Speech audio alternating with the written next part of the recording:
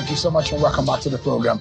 About 555 persons were appointed to serve as chairmen and members of the governing councils of tertiary institutions in Nigeria. The president, according to the Ministry of Education, in an advertorial signed by the ministry's permanent secretary, Mrs. Didi Esther Wasin-Jack, gave the approval of the pro-chancellors and chairmen of the governing council of the universities, polytechnic, and colleges of education. But when the appointments came, there are those who looked at it and said, look, this is against the Nigerian constitution. It does not meet the standard as prescribed by the constitution in terms of federal character. What does this mean? There are those who will say things are not going round. There are issues with this appointment and some other appointment, but this particular one is bad. Let's hear from one of those persons. It's Chief Okoye Obono-Obla. He's a former presidential aide and a lawyer. Thank you so much indeed for joining us tonight. Thank you. Good evening. You were very passionate and you were talking to me when I spoke with you earlier about what you saw in those appointments, which you think is again the spirit and letters of the chapter 2 of the Constitution and the third schedule of our Constitution. What exactly did you say that was wrong? Did the president breach the Constitution anyway? Totally. I mean, it's an unmitigated disaster. And I will call it a blatant violation of the principles of federal character as enunciated in the fundamental principles and, the directive principles of state policy, section 14, subsection 3, that the composition of government must reflect section 13, section 14 must reflect federal character, and so that it will promote national unity and command royalty, so that the government is not hijacked by an ethnic group or a state group or a sectional group. Taking into account that Nigeria is a pluralistic society, and also the fact that we practice federalism. Nigeria is a federation. What is a federation? Different groups coming together to form a union.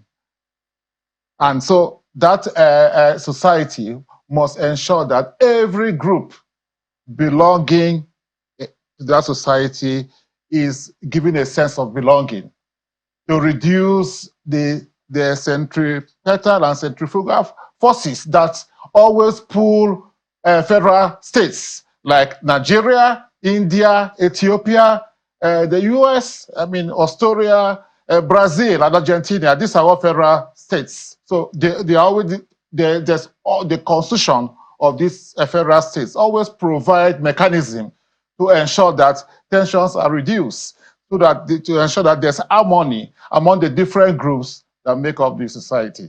So if you appoint 32 members of the governing council of the various universities, federal polytechnics, and colleges of education from one state where the Minister of Education comes from, 32, and then you give all your states 1, Bayelsa 5, Cross River 6, Niger 5, and then yet there's another state again where a principal officer of the National Assembly comes from. In the South, 40. And that's Akwa Ibom, isn't it? Yes, 40.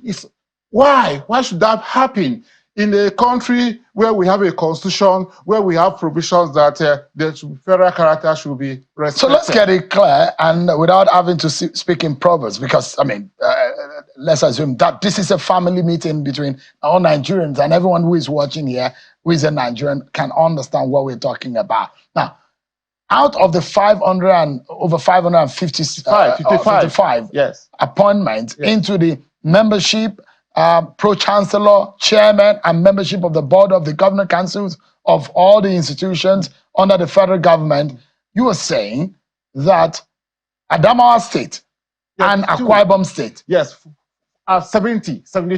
Akwa Ibom 40, those two states. Adamawa 32, Lagos and Ogun over 20. Meanwhile, other states like Oyo 1, my state 6. My state is an APC state. The governor is Cross APC. River. Yes, Cross River State We have 2 senators. We have 5 members of the House of Representatives, and then 19 members of the State Assembly. So within the APC, this is tearing the party apart too. It is. Because it's a major thing that... They are not being fair to the governors. The governors are not consulted. If the governors are consulted, then this thing will not happen. The governors know members of the party at the grassroots. So is this also, because what we are hearing is that some of the governors have said, since the coming of President Bola Tinubu in your party, and this is our talks within your party, sure, that most of the appointments suggested by the governors have been rejected. For federal appointment have not been attended to. Exactly. Is that right? That is the reason why this is happening, because there's no synergy between the presidency, the party, and the governors. The governors are the leaders of the party at the state level. So the governors know everybody from the ward level, the local government chapter, in the states. They know them. They know those who work for the president. As a lawyer, is there anything tying the ends? And we're going to the law now to be able to see whether or not there is a wrongdoing by the president. Yeah. And there is also a connection between the Ministry of Education that is acting on this matter on behalf of the president. Exactly. Because it is a prerogative of the Ministry of Education to put up these appointments together, submit it for approval of the president before it's then being announced and being published. So give us an understanding. Is this part of the appointment into the governing council? Is it part of what the section 13, section 14, and the chapter 3, the third schedule, section 8 of the third schedule of the Constitution prescribe? Yes, it does. Is it captured? Is it part if you of look those at appointments? section 8, A, B, C of the third schedule. Of the third schedule, it says distribution of positions in the armed forces, in the police, in the public service, that there must be the commission, the Federal Character Commission, must work out a formula for distribution of all positions in the public service, in the military, police, and security. So if you look at section 8, subsection 2, actually, because subsection 8C, 1C says, take such legal measures, including the prosecution of, it talks about prosecution of those matters.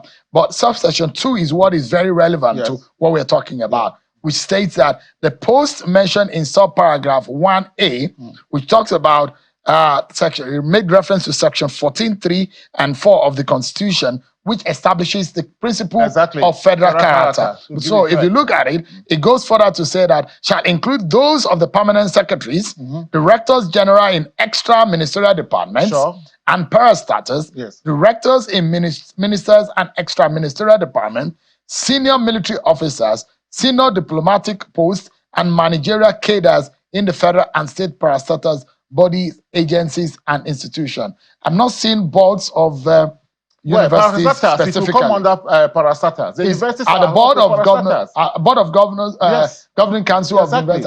Are they under? Yeah, it will come under parastatals. They are parastatals. Because if you look at the meaning of parastatals, it also includes commissions, boards, and agencies, and so forth and so on. It's a broad term to describe some certain arms of the public service. So it is inclusive, because these universities are owned by the federal government, these polytechnics are owned by the federal government, the colleges of education are owned by the federal government. Would you regard this appointment as political appointments? They are political appointments. They are also professional appointments, democratic appointments. So technical expertise and knowledge should, come in play. If you look at the Establishment Act, it says so that the members and the chairman should have some experience, some measure of experience. So do you think that maybe those are the considerations, and perhaps this lopsidedness that you're talking about are just accidental? No. We have, Nigerians are well educated. Even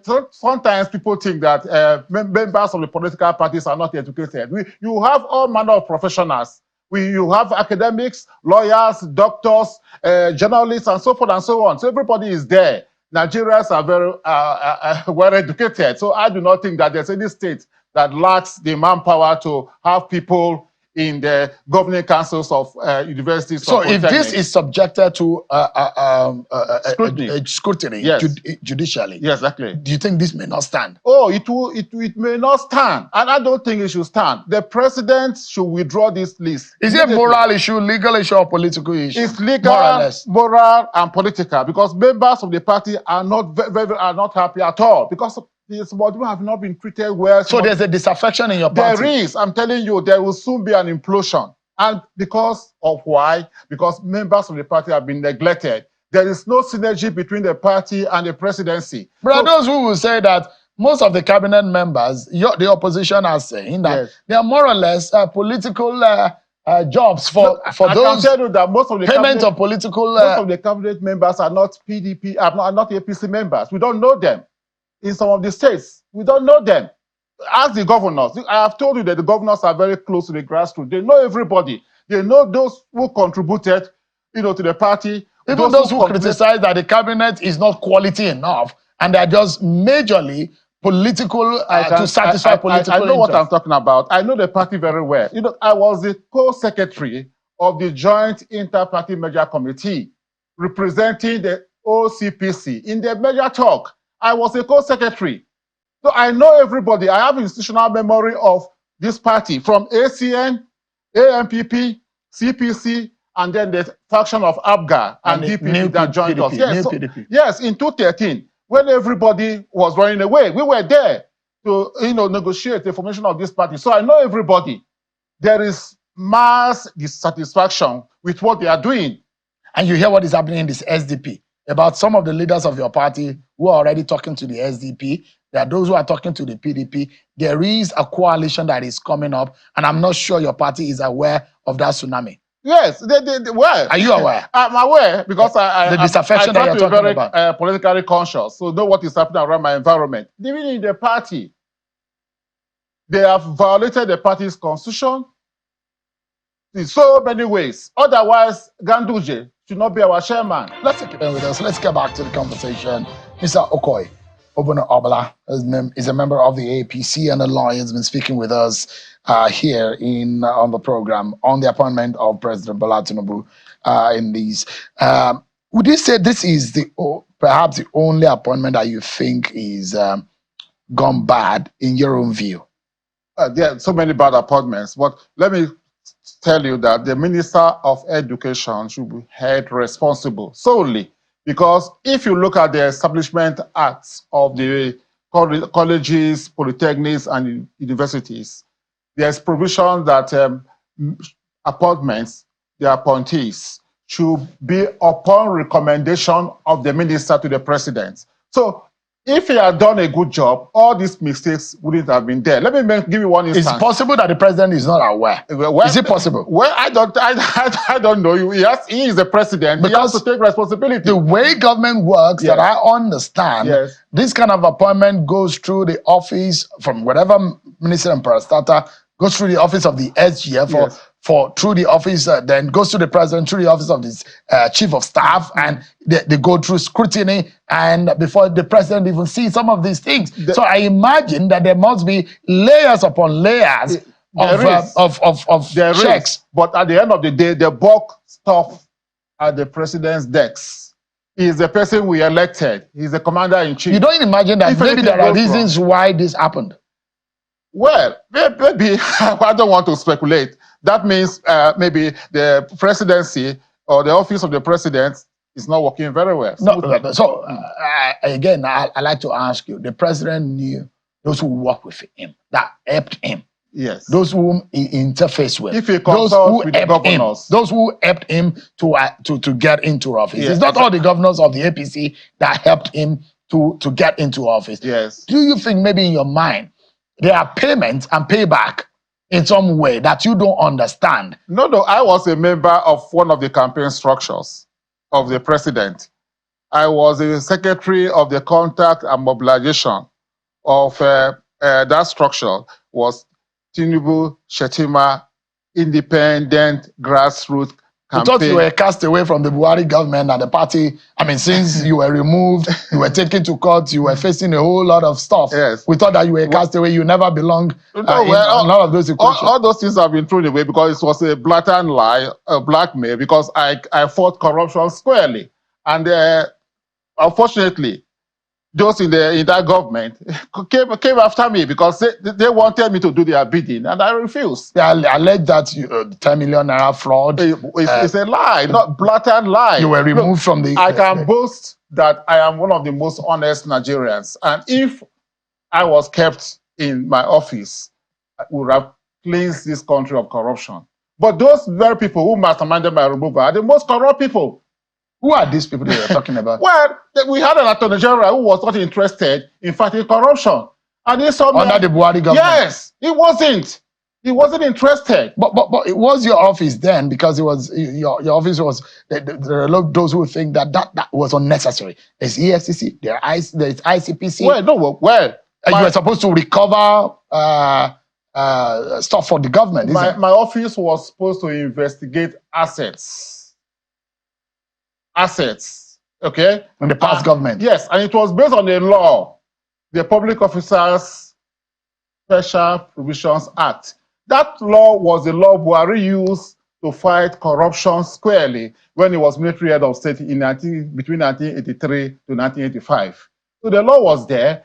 It was never repealed. When all military decrees were repealed, the law was kept there. And that was under that law. Which but you were thought to have misused your office. You have engaged in corruption. You were taken to court. ICP was prosecuting you. And those were the issues then. Let's maybe give another day. I will tell you all what transpired. You know, just to get rid of me. Corrupt people in the Buhari government that fought you. All of them came to look. If you call me for an interview, I will bring you back. I will open the Pandora box. Please, let's talk about the money that they recovered from the minister in Jonathan's government, and that was never given to the federal government. Which minister is this? Which minister is that? If that day comes, I will mention the minister. They recovered $2 billion, 850 million gold bars, and that money was never declared. And I did investigation, and I knew the people. And I wrote a memo to the president that these are the people. All right. Let's keep that conversation for another day. Just in 10 seconds, because I'm asking, what do you think can be done to remedy this situation in 10 seconds? Disappointment. Well, the president should cancel this appointment. And then he should also discipline the Minister of Education or remove him. Because he has shown that he's a parochial leader, and he shouldn't be in the federal government of Nigeria. The federal government is supposed to serve all Nigerians. And then the person who is also responsible for the appointment of 40 people from the Akwa Ibom State. All right. Mr. Obono-Obla, it's a pleasure having you today. Nigerians are asking, when will that be? We need to have that conversation. All right. On corruption and what happened to me. Yes. Let's talk about it. Yes. Let's have a special. I'm supposed to be given national honor. Because I fought corruption squarely. All right. Yeah.